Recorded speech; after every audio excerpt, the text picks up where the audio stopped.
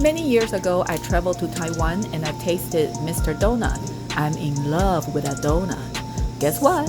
Now I found it in New York. It is called Mochi Donut. It's a fusion of traditional American donut and Japanese mochi. It's a lot better than traditional donuts. Today we are gonna review different flavors they have. Believe me, you're gonna love it. Let's start on strawberry flavor first.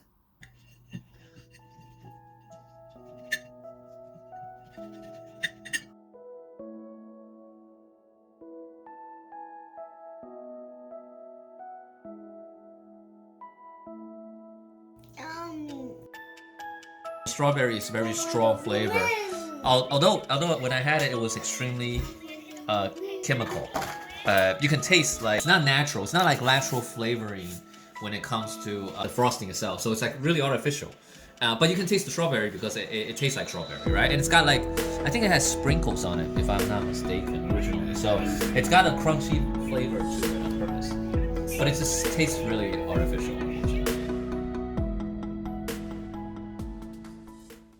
Next flavor is called Angel Me. Look at her face. It's a very unique taste. It's like a very Asian type of taste. It's not one of those flavor combinations you see anywhere else because it's like a soy-based type of thing. Maybe reminiscent of like things that, you know, from the Asian side of the planet, like a lot of them eat this type of flavor. Almost like children's snacks and stuff, and sometimes they have it for dishes that they add into. But it's got this like really punchy flavor, like it like hits you really hard. Like you could taste like peanuts, but we know it's soy, right? So it's soy based. So what they did was they put powder on this. So the powder itself like brings out the flavor of the, you know, the soy based flavor. So if they did it slightly different and not coated in powder, maybe it's more acceptable because the powder itself is extremely strong in the flavors on the flavor of the donut. So it makes it extremely distinct compared to all the other flavors as well. But unless you're used to that kind of flavor, I think this one is going to be very hard like enjoy because it's a very acquired taste. So people who had it before, they'll think about when they were younger, they had this kind of snacks that they had, and they like to revisit that in their mind, right? The taste buds. You're not gonna get that here if you never tried this before, and the first time you try it, it's extremely different than what you expect from a donut. This may be like on a dough type of thing where it's not like a snack. It's because it's used for culinary purposes, whereas on the donut itself, not like really for snacks, so people wouldn't really expect to kind of have that taste with the donut. So it may be very unique in a way that you may not like that unless you've had it before. So be aware of that. Okay, so can you try the next one? Which one do you want to try? This. That one is green tea. So green tea is like this. I tried this. Green tea. Green tea. All right, let's try I it. usually hate green tea. I'm scared. All right, here we go. What do you think? It's yummy. So for the green tea one, like you can see from the texture alone, there's like these powder that they put on there. So I think the powder is like sugar powder, so it makes it a little sweeter than what you would get from just the green tea frosting on it itself. But we know green tea is supposed to be bitter, right? So if you don't add this kind of powder on top of it, it's gonna be like bitter throughout. So then it wouldn't taste good because then you just get like a bitter tea chewy donut with the dough. So it's kind of weird if you just don't add any powder on it. So the sugary powder actually brings out the flavor of the green tea because then you can taste the tea, but it's still a sweet type of donut. So then you get like this conflict of flavor on purpose, so you can taste what the frosting needs to be. It like enhances the frosting itself. It's kind of like when you have pickle in a hamburger, it enhances the flavor of it because it's the polar opposite of what it needs to be. So the green tea kind of excel in having that kind of flavor conflict. Yeah. Okay. It's very good. It's much better than the other two so far. So what's our next? Okay, chocolate time. So like they take a different approach here for the chocolate one, right? I mean, obviously chocolate donut, it's like chocolate donut. You know, once you have those frosting on top, you know it's like just a regular chocolate donut. It's nothing super special about it. But they took a different approach here. If you look at it, there are like stripes of frosting that they added to this thing. They didn't use powder. They didn't coat the frosting. They didn't coat the chocolate with the white frosting because they don't want to over-sweeten the chocolate itself, right? Because it is designed to be dark chocolate, so they need to keep the bitterness with the donut without like masking the chocolate flavor with the white frosting on top. So it's very, very liberally added on purpose. Otherwise, you get like, you know, frosting, like too much frosting on it would make it taste too sweet. If you only have sugar powder on it, it's not gonna taste like chocolate because you're gonna have like these powdery flavor on your taste bud. So it changes like the flavor of the chocolate itself. So it just adds a little bit of sweetness on top because it's dark chocolate. Otherwise, it won't be as sweet as you want it to be. So it makes it more delicious by just adding a little bit. It's just to accentuate the taste, not exactly covering it. So that one's pretty good, but it's very, very bold. I'm done. It's unremarkable, I guess is the word. Next one is ube. So the purple one is supposed to be sweet potato, but it doesn't taste anywhere near like a sweet potato. But you can't taste the way sweet potatoes are with this texture and stuff. So you can't really tell what the flavor is. It just knows it's sweet. They've also added this white stuff on, which are like almost like sprinkles. They're like crunchy. But the problem is because it doesn't taste like sweet potato, it just tastes like something sweet and a little bit artificial. So it's probably not the best representation of what the flavor needs to be, unfortunately.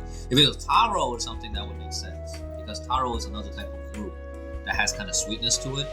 But this is not. This is supposed to be sweet potato, which doesn't taste like sweet potato. Next one is Oreo flavor. I think the idea is to have chocolate, like chocolate powders on top of a frosting. So if you can think about Oreos as like two chocolate cookies sandwich, like frosting in between, I think that's the idea to have this kind of arrangement. But the only problem is, I think they need more chocolate powder because if you can imagine, Oreo has more chocolate than frosting.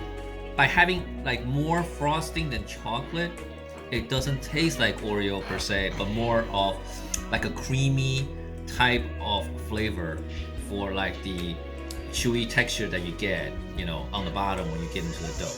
So I think more chocolate would make this taste a little bit closer to Oreo, but it does have that distinct flavor of the cream plus the chocolate together to give you that kind of flavor. So this is not too bad. At least it's more representative than, for example, the sweet potato one, because that one is completely not what we expect that a sweet potato should be. But that one, at least Oreo is kind of similar to what you should eat from when you bite down on an Oreo cookie. Next flavor is passion fruit.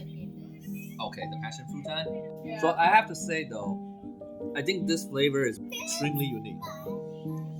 It's done in a way where the passion fruit frosting, the layer of it is actually sweet and tangy. But they have these sprinkles on top. You can see like the orange powder. I think it's supposed to be like slightly sour on purpose.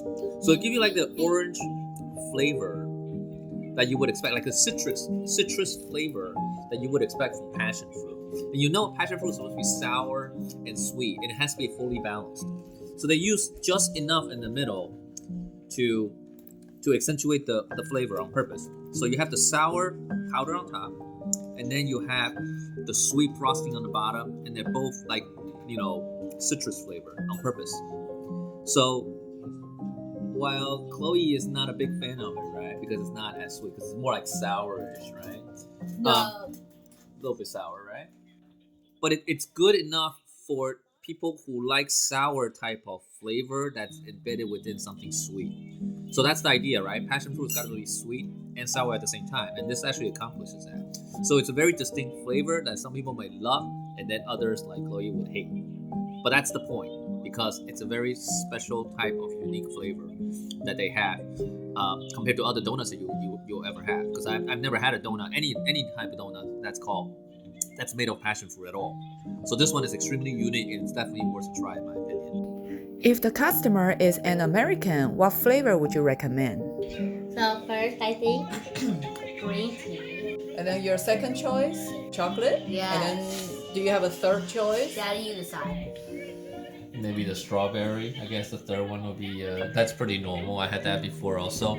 If the customer is an Asian, then what flavor will you recommend? Well, most Asian would obviously like green tea, right? Even Americans, I think, will really like green tea. Green tea flavor is extremely good, because it captures everything else that you would expect from a green tea donut. If you can just imagine what green tea would taste like.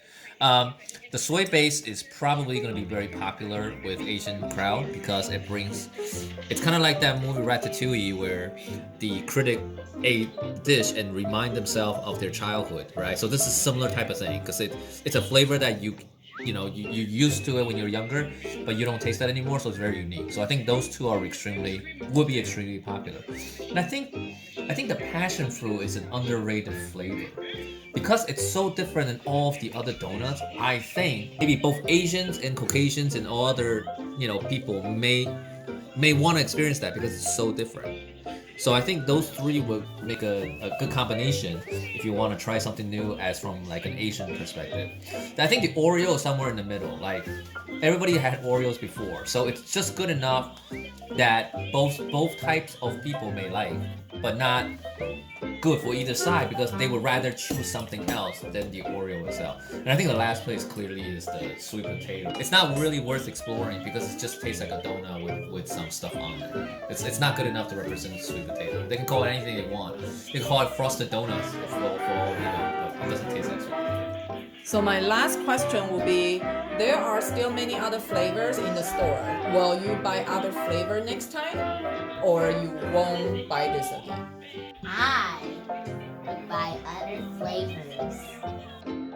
My favorite part about mochi donut is the chewy texture. It's really special. You must try it. I hope you enjoy the video. Bye!